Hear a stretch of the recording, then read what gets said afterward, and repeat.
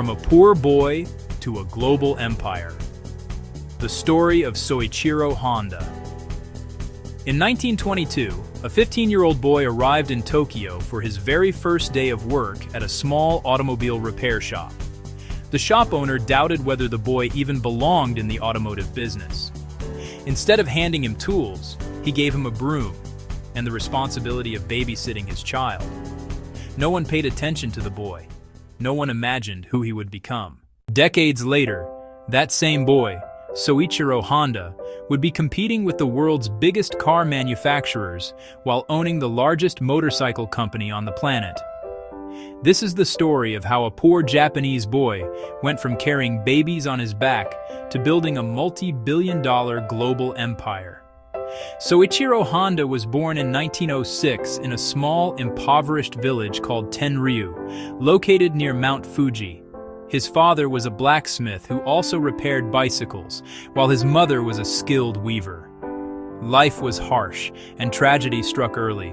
Soichiro lost 5 siblings due to illness. At the age of 8, Soichiro heard a strange rumbling sound and followed it until he saw something extraordinary: a Ford Model T. It was the first car he had ever seen. Mesmerized, he chased it down the road, unable to understand how a machine could move on its own. That moment changed his life forever. Soichiro hated school. His grades were terrible, and his passion lay elsewhere: engines, tools, and mechanics. He spent most of his childhood helping his father repair bicycles and farm equipment. To hide his poor grades, he even forged his family's stamp on his report cards. When he was caught, his father punished him harshly, but the lesson stayed with him. In 1922, Soichiro came across a magazine advertisement for Art Shokai, a popular automobile service company in Tokyo. He wrote them a letter asking for a job, and surprisingly, they accepted. At just 15 years old, Soichiro dropped out of school, left his village, and moved to Tokyo alone. Reality hit hard. Instead of fixing cars, he spent months babysitting the owner's child without pay. The only reason he stayed was the shame of returning home as a failure. As business demand increased, Soichiro was finally allowed into the workshop. Starting with menial tasks, he slowly proved his skill and dedication. The shop's owner, Yuzo Sakakibara, noticed his obsession with learning and took him under his wing, teaching him both mechanics and business. Through Art Shokai, Soichiro was introduced to motorsports. Racing became his obsession. At just 17, he helped build race cars and competed in major Japanese championships. But racing was dangerous. In 1936, Soichiro suffered a devastating crash that nearly killed him. Although he returned to racing briefly, pressure from his family forced him to quit forever. That decision changed his future.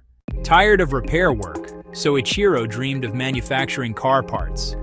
When investors rejected his ideas, he founded Tokai Seiki Heavy Industry to produce piston rings.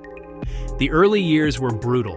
Toyota rejected nearly all of his samples, and stress destroyed his health. Instead of quitting, Soichiro enrolled in engineering courses and traveled across Japan learning everything he could about metallurgy and manufacturing.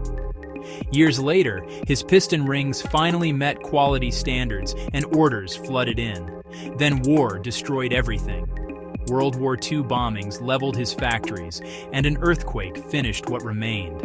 With nothing left, Soichiro sold his company and walked away. Post-war Japan was starving, fuel was scarce, and transportation was impossible. One day, Soichiro attached a small military generator engine to a bicycle. In 1946, he founded the Honda Technical Research Institute. The motorized bicycles sold instantly. By 1948, Honda Motor Company was born.